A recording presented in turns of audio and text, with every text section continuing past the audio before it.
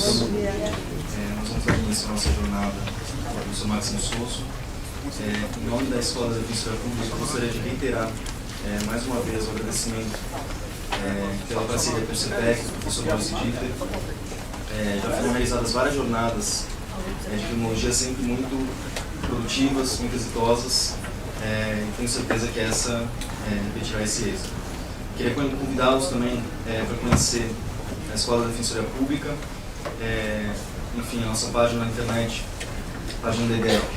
Tem acesso a todas as publicações, vídeos dos eventos que nós realizamos, inclusive no canal do YouTube da IDEP, nós disponibilizamos todos os outros eventos feitos em conjunto com o CPEC. Há também um curso de criminologia de extensão que foi realizado no primeiro semestre, e hoje se inicia um curso de tutela coletiva no auditório lá da Boa Vista número 200. Bem, eu não tenho palavras para agradecer a presença do professor Máximo Souza, um dos maiores expoentes da criminologia latino-americana. E aqui eu falo também em nome do professor Maurício Dieter, é uma honra recebê-lo aqui na Faculdade de Direito. Para a Escola da Defensoria Pública também é uma honra. Professor Máximo Souza, professor titular de Sociologia e Criminologia da Faculdade de Direito da Universidade do Litoral, na Argentina, e diretor de mestrado em Criminologia do programa Delito e Sociedade na mesma universidade. É professor adjunto da School of Justice da Universidade de Queensland, na Austrália, e fellow do Instituto Strauss, da School of Law da Universidade de Nova York. Tem 18 livros publicados no campo de estudos sociais e históricos sobre a questão criminal. Bem, eu desejo a todos uma excelente jornada e, sem mais delongas, passo a palavra para o professor Máximo. Muito obrigado. Bueno, muito obrigado. Bom dia a todos e a todas. Para mim é um prazer estar aqui na Faculdade de Direito da Universidade de São Paulo, uma faculdade importante assim historicamente. Agradeço aos companheiros da Escola da Defensoria Pública do Estado de São Paulo pela invitação. Eu vou falar em espanhol, porque o meu português é muito ruim. É um português ligado a Caetano Veloso, a música popular brasileira. É muito bom para pedir uma cerveja em um bar, mas não para fazer palestras, dar clases. Voy a hablar despacio en español, que es algo muy difícil de hacer para mí, porque suelo hablar muy rápido, pero cualquier cosa que no se entienda, hagan así, párenme y pregúntenme. Podemos ir tratando de comunicarnos a pesar de la barrera lingüística. Entonces, como decía, para mí es un gusto estar aquí en la Facultad de Derecho de la Universidad de São Paulo. Cuando el profesor Mauricio Dieter me invitó, acepté inmediatamente y charlamos un poco sobre qué podíamos hacer durante estos 3 días aquí juntos. Entonces voy a contarles más o menos lo que yo planeé para estos 3 días, de manera tal que todos puedan saber más o menos cuáles son las cosas que vamos a tratar de recorrer. Y bueno, y si no les gusta, salgan corriendo, no puedan salir corriendo también. La idea de la primera jornada del día de hoy es trabajar sobre el problema de la construcción de una criminología en América Latina, la relación entre el pensamiento del norte global y las realidades y el pensamiento del sur global, pensando en particular en el escenario de América Latina. Vamos a discutir un poco en profundidad esta relación entre norte y sur en relación con la historia del pensamiento criminológico en América Latina. Por lo tanto, el día de hoy va a ser un día bastante ligado a la teoría, o a los debates sobre la teoría en este campo que llamamos criminología, y en particular a las posibilidades de que la teoría viaje a través de las fronteras económicas, de las fronteras culturales, de las fronteras políticas.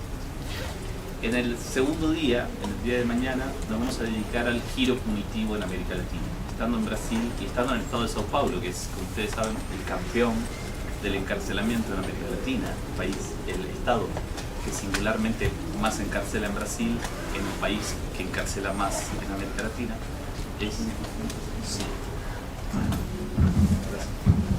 y va a ser más difícil todavía que hablo en español sin micrófono, por ahí. Entonces decía, vamos a dedicarnos en el segundo día a trabajar sobre el giro punitivo en América Latina. Me parece que es un tema que tiene que ver con mis intereses de investigación en los últimos años, sobre lo que yo he venido trabajando bastante, y que estando aquí es un tema crucial, fundamental. Entonces, lo que vamos a hacer es tratar de discutir algunas maneras de pensar el giro punitivo en América Latina. Vamos a introducir ahí debates acerca del problema de la comparación, que es un tópico que a mí me interesa fundamentalmente en el campo criminológico contemporáneo. Cómo hacer comparación, cómo hacemos comparación, qué distancia hay entre la manera en la que deberíamos hacerlo y la manera en la que lo hacemos. También vamos a rediscutir ahí la relación entre norte y sur, cómo viajan argumentos y conceptos para pensar en particular el giro punitivo entre el norte y el sur y los problemas que eso implica. El tercer día, como esto está organizado también con la Escuela de la Defensa Pública del Estado de Sao Paulo, yo le propuse a Mauricio trabajar sobre algo que para quienes trabajan en la defensa pública podría ser un interés más inmediato, más directo. Luego ustedes me contarán quiénes son los que trabajan en la defensa pública y en qué rol, pero yo desde hace un tiempo vengo trabajando sobre la reforma de la justicia penal en América Latina, o sea, sobre los procesos de reforma que se han legitimado como procesos que buscan generar un pasaje de un modelo inquisitivo a un modelo acusatorio de justicia penal y que han instalado nuevas instituciones y nuevas prácticas en muchos lugares de América Latina. Justamente en Brasil es tal vez el escenario en el cual esto ha pasado menos en América Latina y vamos a discutirlo. Espero que ustedes ahí puedan decir más cosas que las que yo puedo decir, vamos a discutir por qué eso es así. Pero en particular yo vengo haciendo investigación empírica sobre esas realidades de la justicia penal reformada o de la nueva justicia penal en torno a algunos tópicos que son de particular interés. Por un lado, la difusión de el procedimiento abreviado, o para decirlo en términos más generales, de mecanismos de evitamiento del juicio en los procesos penales en América Latina. Y centralmente voy a tratar de trabajar sobre ese ejemplo, que es un ejemplo verdaderamente, extraordinariamente importante de lo que está pasando hoy en la justicia penal. Aunque también voy a hacer algunas referencias a otras dinámicas de esa nueva justicia penal con respecto a las medidas cautelares o a, sobre todo, la búsqueda de construcción de alternativas a la prisión preventiva. Dos tópicos en los cuales también voy a hablar de la defensa pública, porque en mis investigaciones empíricas yo he trabajado mucho con defensores públicos trabajando en esa nueva justicia penal, entonces me parecía que esto era bastante pertinente para el hecho de estar haciendo un curso aquí junto con la defensa pública. Pero además también voy a discutir ahí el mismo tópico que vamos a empezar a discutir hoy teóricamente, que es esta relación entre el norte y el sur, a partir de los debates sobre cómo interpretar las reformas de la justicia penal en América Latina en torno al concepto de americanización, ¿no? De transformación de la justicia penal siguiendo los patrones de la justicia en Estados Unidos o no. Voy a tratar ahí de introducir de vuelta la relación, si se quiere, entre el norte y el sur, entre el centro y la periferia, ya no tanto en el pensamiento criminológico, sino en las prácticas, en las instituciones penales, ¿no? Entonces ese sería un poco el recorrido. Tratar de en estos 3 días focalizarnos en 3 cosas que son parcialmente distintas, pero que al mismo tiempo tienen un hilo conductor que está presente en los 3 momentos. Yo les pediría, si podemos hacerlo, brevemente que ustedes se presenten. No sé si lo estilan hacer aquí. Lo estilan, sí.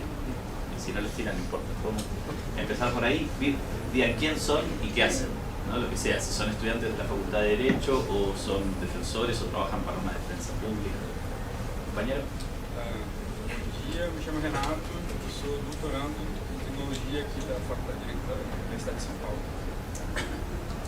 Eu sou Murilo, eu curso a graduação em Direito aqui na Universidade e faço parte do CPEC, que é o Grupo de Estudos de Ciências Criminais.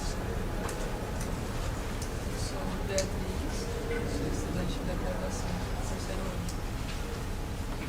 Sou Alexandre, eu sou mestrando em Sociologia da Punição na FUVEST. mestrando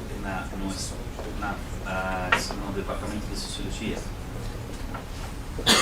Bom dia, meu nome é Raul, eu sou defensor público e mestrando aqui na Criminologia também. Cualquiera, el que quiera ir hablando. Meu nome é Danilo, sou bacharel em Direito pelo Mackenzie, pós-graduando pela mesma faculdade. Bom dia, meu nome é Lucas, eu sou estudante de graduação pelo Mackenzie. Meu nome é Júlia, sou mestre em Direito pela UERJ e advogada em Meu nome é Si pueden hablar un poco más alto, mejor, porque además soy medio sordo.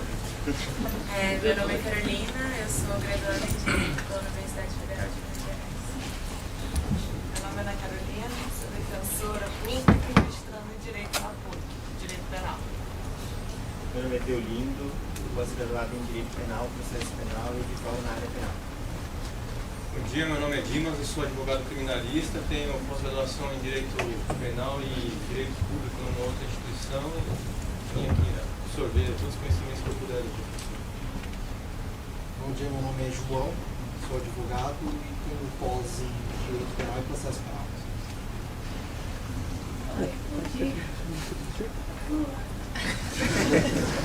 Advogado e pós-graduando em Criminologia.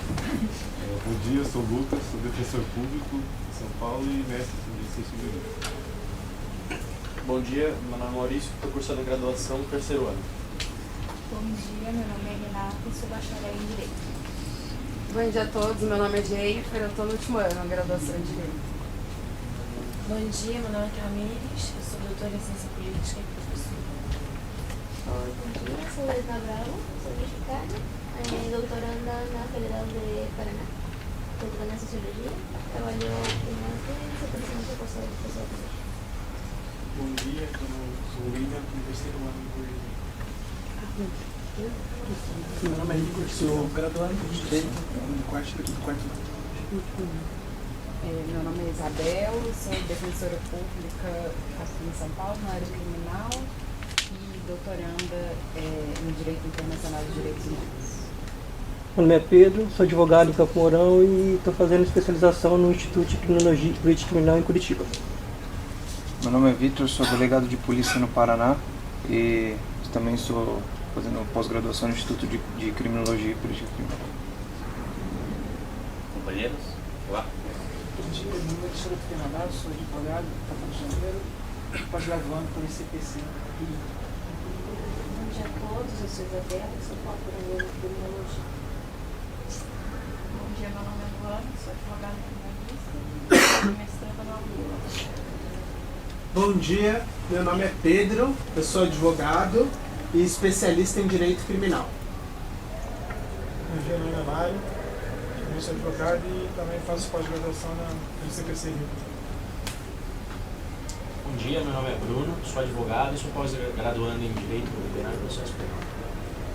Bom dia, meu nome é Lucas, estou cursando o quarto ano aqui da faculdade, eu faço iniciação científica aqui na área de política criminal.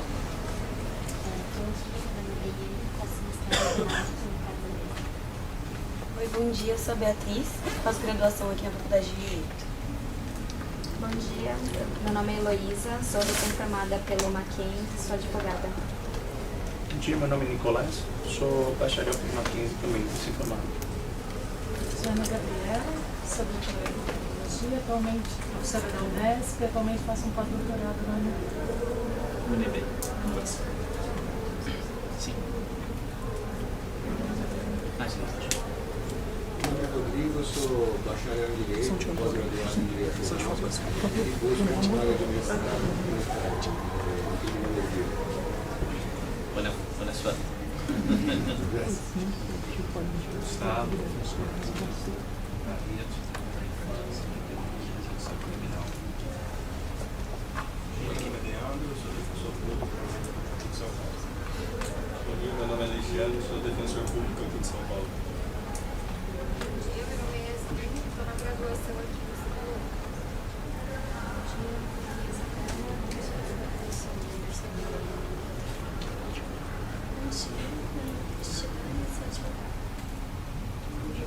selecionando a graduação. Eu sou a Aline, eu faço graduação lá na Federal de Santa Catarina e estágio na Defensoria Pública Criminal lá. Lá. Bom dia, eu sou a Priscila, eu faço pós-graduação, eu faço mestrado em Teoria do Direito lá na Federal de Santa Catarina também e também estou fazendo uma pós em Ciências Criminais, daí pós Lato Senso.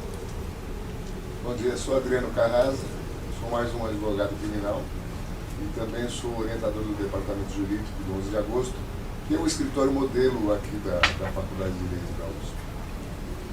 Bom dia, meu nome é Gislaine, eu sou mestre em Teoria e Filosofia do Direito pela Universidade do Estado do Rio de Janeiro. Atualmente eu trabalho como advogada voluntária no Estadual de Direitos Humanos da Defensoria Pública de São Paulo.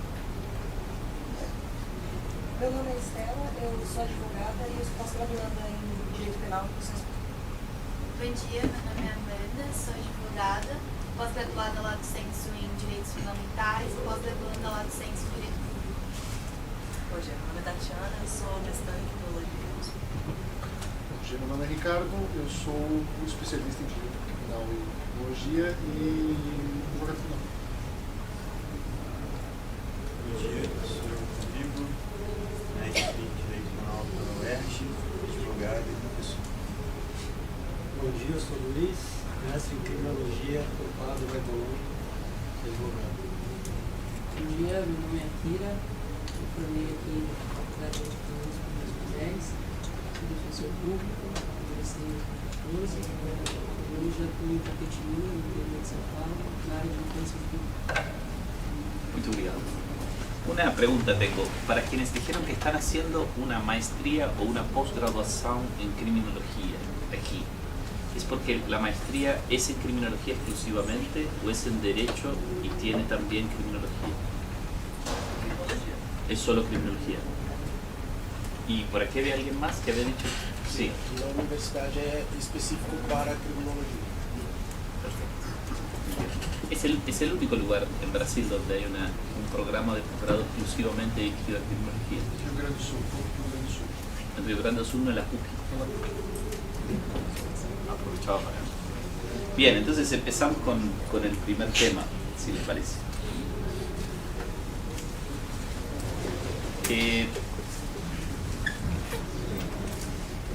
Bien. Mi primer punto en este tema más general, que tiene que ver con esto de recorrer de algún modo la historia del pensamiento criminológico en América Latina, tiene que ver con discutir en primer lugar a qué llamamos criminología, que parecería ser una cosa muy simple, muy autoevidente, sobre todo teniendo estudiantes que están haciendo programas de posgrado en algo llamado criminología, pero que me parece que resulta muy importante, especialmente en América Latina, aunque no solamente en América Latina. Ustedes saben que la palabra criminología es... ¿Voy muy rápido? ¿No? La palabra criminología es una palabra que se inventó más o menos. Tú no digas que no, porque claro, puedes hablar en español seguro. Entonces es una palabra reciente, ¿no? Digamos, grosso modo podríamos decir que es una palabra que empezó a circular en las lenguas latinas de Europa en el último cuarto del siglo XIX. El primer libro que fue publicado con la palabra criminología en su título se publicó en 1885 y es el libro de Rafael Garófalo, Criminología. Voy a volver sobre este libro, que de algún modo parte de la incomodidad que muchas personas tienen con la palabra criminología, muchas personas que hacen investigación social sobre el delito y el control del delito, nace justamente de tener esos precedentes, tener esos antecedentes. Esa palabra criminología nació en el último cuarto del siglo XIX en las manos de intelectuales como Rafael Garófalo con el objetivo de diseñar, de designar una nueva disciplina científica. Una disciplina científica que tenía que tener un objeto y un método, ¿no? Ese objeto era, hacia la década de 1880, el hombre delincuente.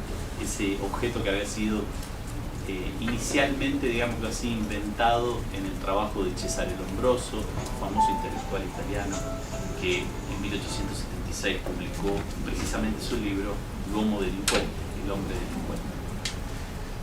ese objeto, el hombre delincuente, no nace efectivamente en las manos del trabajo de Cesare Lombroso en 1876, sino que tiene una larga historia. En realidad hay toda una serie de elaboraciones intelectuales sobre el sujeto que comete un delito que van generando la idea del sujeto que comete delito como un sujeto especial, como un sujeto que forma parte de la familia de la normalidad, ¿no? En realidad Lombroso en este punto es tanto un gran innovador como un receptor de una serie de esfuerzos intelectuales que se venían dando especialmente en el campo de la medicina aproximadamente desde los años 1820 en adelante, cuando distintos intelectuales del campo de la medicina, especialmente dedicados al problema de la locura, se habían encontrado en el curso de sus investigaciones con individuos que, siendo locos, habían cometido crímenes, e individuos que, habiendo cometido crímenes, no eran locos ni parecían, pero deberían haberlo estado por la naturaleza de su crimen,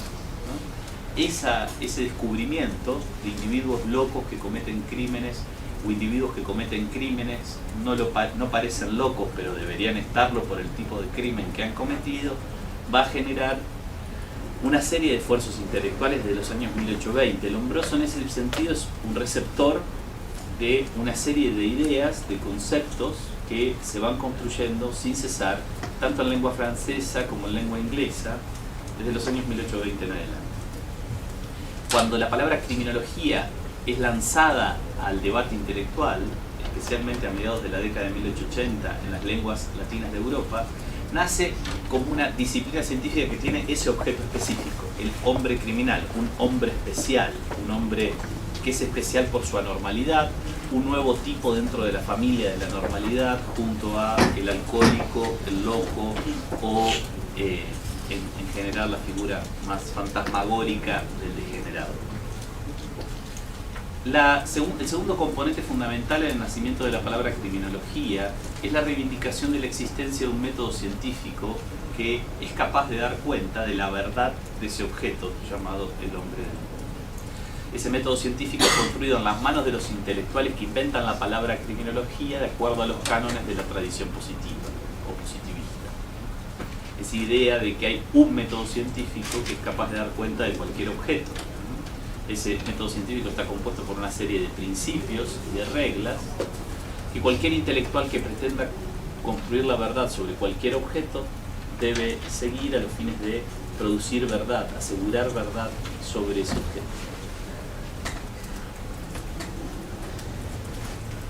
La construcción de la apropiación del método científico, tal como se lo denominaba en los años 1870 y 1880, el método científico en singular, ese principio de universalización de los patrones de producción de conocimiento, es un componente fundamental de la noción de criminología, tal como emerge en los años 1880. Acompaña al hombre delincuente y hace de algún modo un dúo con la idea del hombre delincuente. La criminología busca ser una nueva disciplina científica que recorta en el mundo de los seres humanos un objeto, el hombre delincuente reclama esto es mío y le aplica a ese objeto el método científico que no tiene muchas singularidades o particularidades, sino que es el método científico general de la tradición o de la matriz positivista. Esta forma de definir la palabra criminología ha acompañado a la palabra criminología hasta tiempos muy recientes. De hecho, todavía es muy frecuente encontrar, por ejemplo, en los manuales de derecho penal o en los tratados de derecho penal, referencias a la criminología que se amoldan bastante a estos dos componentes, ¿no? La criminología es una disciplina científica que aplica principios y reglas de producción de verdad típicas del conocimiento científico a un objeto particular. Lo que puede pasar hoy es que si uno abre un tratado de derecho penal o un manual de derecho penal de los que usamos estudiantes para estudiar en una carrera de grado de una facultad de derecho o incluso para estudiar en una carrera de posgrado de una facultad de derecho, la referencia al hombre delincuente está licuada, ¿no? Es difícil que encontremos hoy en esos textos una referencia a un objeto llamado el hombre delincuente, ¿no? Esa carga lombrosiana de la década de 1870 y 1880 parece haberse evaporado. Entonces en su reemplazo aparecen otros objetos como candidatos a ser el blanco de la atención de esa pretendida disciplina científica llamada criminología. Por lo general ese objeto se define como el crimen o el delito. Pero también incluso encontramos versiones más sofisticadas, más impactadas por los desarrollos teóricos en el campo criminológico desde la década de 1970 en adelante, que sostienen entonces que no es solamente el delito, el crimen, el objeto de la criminología, sino las reacciones sociales e institucionales frente a ese fenómeno llamado delito o crimen. Entonces, se usan por lo general expresiones tales como delito y control del delito, o delito y reacción social frente al delito. En todo caso, en ese proceso de reemplazo de un objeto, el hombre criminal, por otro, lo que queda intocado muchas veces en estas formulaciones es la referencia a una disciplina científica.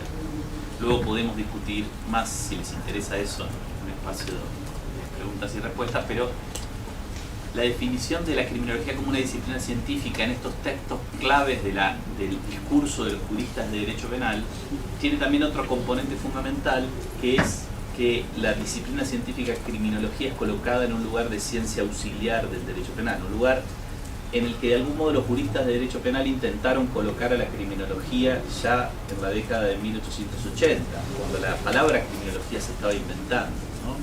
Típicamente el modelo integrado de ciencia penal de Franz von Liszt, lanzado en el programa de Marburgo de 1882, es tal vez el ejemplo paradigmático de esa actitud de los juristas, que sin embargo sigue estando presente, no en todos, pero en una parte de los textos que podemos encontrar como manuales o tratados de derecho penal. ¿Ves?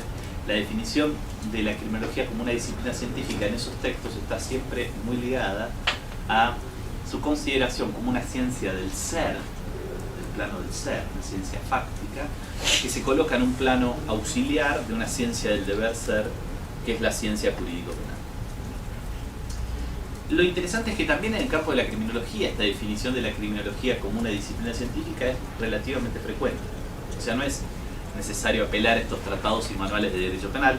Yo apelo a ello porque, bueno, buena parte de ustedes están formándose en derecho o se han formado en derecho. Hay algunas excepciones de personas que provienen de otros campos de saber, pero la mayor parte de ustedes provienen del derecho. Pero es también posible encontrar en el debate criminológico contemporáneo muchísimas afirmaciones que dan por descontado, en inglés take for granted, ¿no? Esta idea que la criminología es una disciplina científica y que por tanto tiene un objeto propio y aquí puede haber variantes, un método común al método de las ciencias sociales y humanas, o un método apenas, digamos así, variado sobre la base de una serie de principios y reglas que son considerados.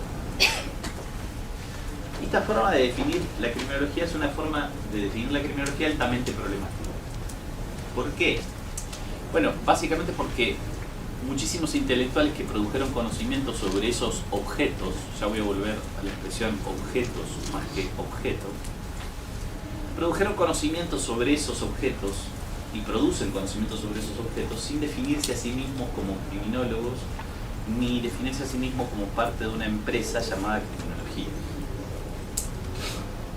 Pongamos tres ejemplos muy conocidos: Durkheim, Lacan, Foucault. Tres ejemplos franceses, que nos gusta citar los intelectuales europeos, voy a volver sobre eso más adelante, pero tres ejemplos de intelectuales que en distintos momentos históricos produjeron ideas, conceptos, argumentos sobre los objetos que comúnmente asociamos a la palabra criminología, y lo hicieron desde lugares irreductibles a la noción de criminología, ¿no? Émile Durkheim publicó en 1893 su libro de la división del trabajo social, tal vez uno de sus libros fundamentales, de este padre fundador del pensamiento sociológico. En ese libro, entre otras muchas cosas, Durkheim construye una idea del delito y de la pena. Una idea del delito como la violación de los estados fuertes y definidos de la conciencia colectiva, como se llamaba, que eran estados fuertes y definidos porque tenían un fuerte contenido emotivo. Durkheim pensaba que el delito es tal porque violenta unos valores, unas creencias que son colectivas, pero además violenta valores y creencias colectivas que tienen un alto impacto emotivo. La gente cree mucho en esas creencias y valores. Cree mucho en términos emotivos, se compromete emotivamente. Hay un argumento por detrás de este argumento de Durkheim que es muy interesante, que es que la gente se relaciona con las definiciones de lo que está bien y lo que está mal, no solo intelectualmente. no pensamos nada más lo que está bien y lo que está mal, sino que también de algún modo sentimos una vinculación con aquello que definimos que está bien y sentimos también una aversión con aquello que definimos que está mal. Una idea que no es de Durkheim nada más, pero que Durkheim encarna fuertemente en el pensamiento social definitivo. A partir de ahí va a construir una idea de la pena, ¿no? Durkheim va a decir que la pena es una reacción igualmente emotiva, ¿no? Y construye esta frase que es una frase muy citada. El alma de la pena es la emoción. La emoción es el alma de la pena. En el origen de la pena hay una reacción de carácter emotivo por parte de una serie de individuos que tienen unas creencias o valores a los que adhieren fuertemente en forma emotiva. Entonces, frente a alguien que violenta esas creencias y valores, la reacción es igualmente de carácter emotivo. Durkheim escribió otras cosas sobre el problema del delito, ¿no? Escribió en 1895 las reglas del método sociológico, en cuyo capítulo 3, a la hora de distinguir lo normal y lo patológico, discutía justamente con los criminólogos positivistas, como Rafael de Garófalo, al decir que el delito era un fenómeno normal en toda sociedad, porque era un fenómeno que era indispensable para que una sociedad funcione. Por tanto, quería decir que era un fenómeno funcional, algo que atacaba de frente la idea del delito como anormalidad, que está tan presente en el vocabulario de la criminología positivista del último cuarto del siglo XIX.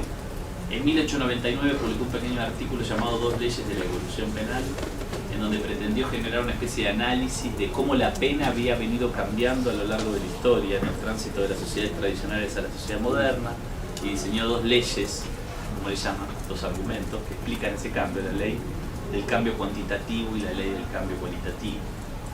O sea, que no es un intelectual que escribió poco sobre el delito de la pena. Es cierto que nunca escribió un libro sobre el delito de la pena, sino que siempre el delito y la pena aparecieron en distintos lugares de su producción intelectual. Lacan, en 1955, publicó un artículo que se llama Introducción a la criminología. No sé si alguien alguna vez lo tuvo en sus manos. Pese a su título, es más bien un artículo, más que, ¿no?, uno espera de un libro, un texto que tiene como título Introducción a la criminología, ser una especie de manual, ¿no?, una especie de pequeño libro en el cual te introducen a un campo de saber. No es eso.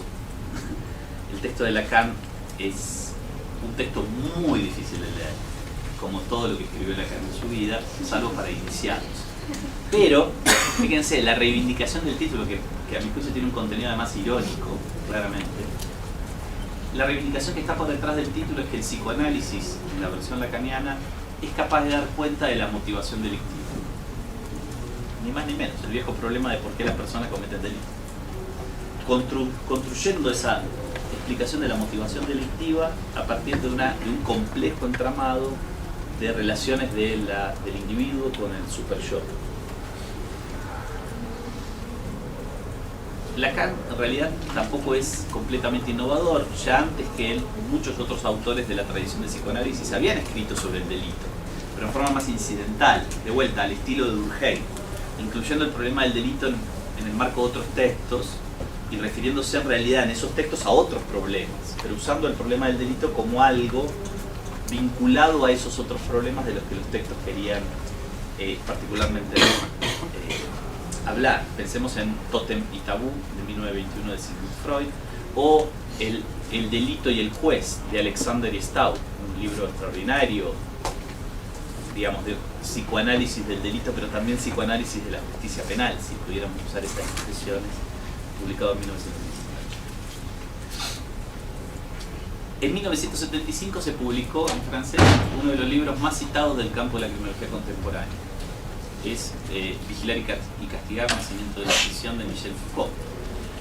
Es probablemente uno de los libros más persistentemente referidos en el debate criminológico de los últimos 40 años a nivel internacional. Si ustedes toman hoy una revista de circulación internacional en materia de criminología, por ejemplo el British Journal of Criminology, y lo abren, es muy probable que en un número del British Journal of Criminology, repasando los 6 artículos que ese número tiene, haya una referencia bibliográfica a ese libro. Es algo impresionante. O sea, no es...